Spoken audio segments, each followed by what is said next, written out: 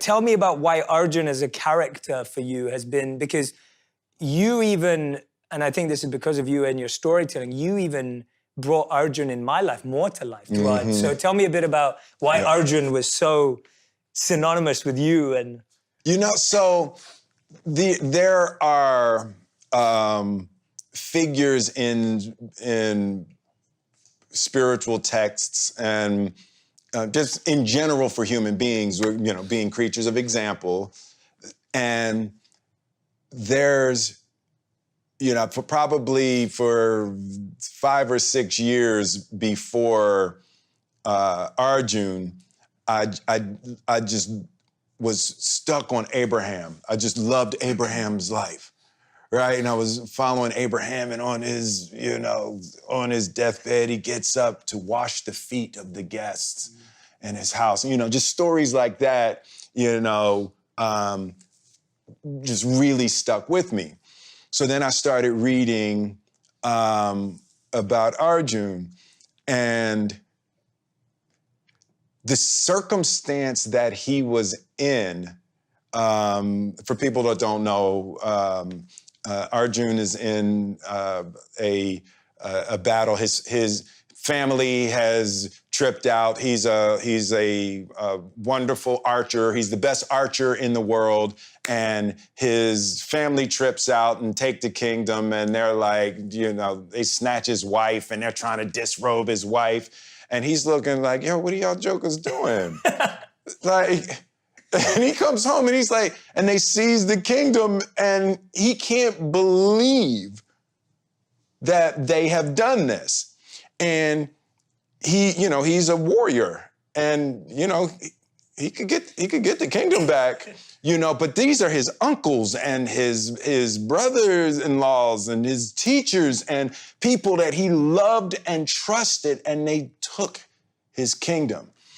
And they prepared an army, and they're going to fight Arjuna, and he's devastated that his family and his friends and all of that for material gain would do this to him, and he's deeply pious. And they prepare an army, the greatest army that's ever been assembled, except that they don't know that God is driving Arjuna's chariot. right? And they think they're going to tear through Arjuna, they're going to do all of this, but God is driving Arjuna's chariot, right? And even in that, Arjun, he's like, how can me killing all of my family be the right answer, right? And on the other side of that, he's like, well, I'll just let them kill me. I'm not doing that. There's no version of me going into battle with them. I don't care how wrong they are. I don't care. And as I just got deeper and deeper into that story, it's like, I feel like that all the time, right? I feel like I'm in what Radhanath Swami referred to as a perplexing situation. Always, right? That I feel stuck in a perplexing situation with people I love where there's not clean answers, right? And I always feel strong enough, like if you want to fight, we can fight. I know how to fight, but how can that be the right thing, And I just really related to how the Gita handles those kinds of perplexing situations and recognizing that's what life is. You are born into a perpetual perplexing situation.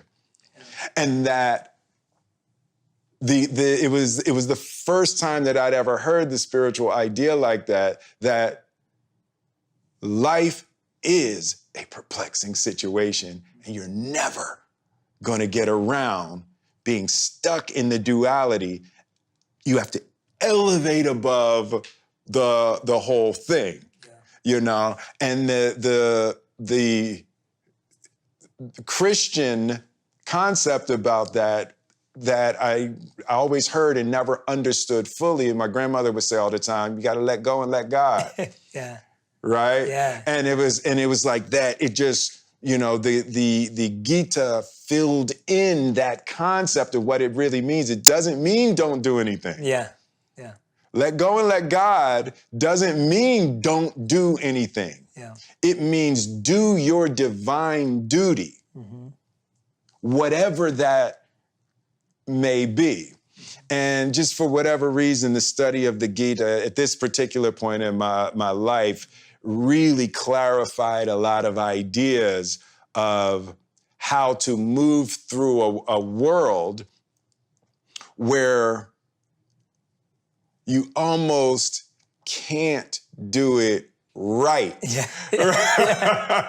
Right? And it's like there's God's playing a practical joke, right? And when you start seeing, you know, that there's a trick in there, you know, and the Gita illuminated that trick for me in a way. I was like, how could I be the biggest movie star in the world, be the best at all of this, and how you not love me?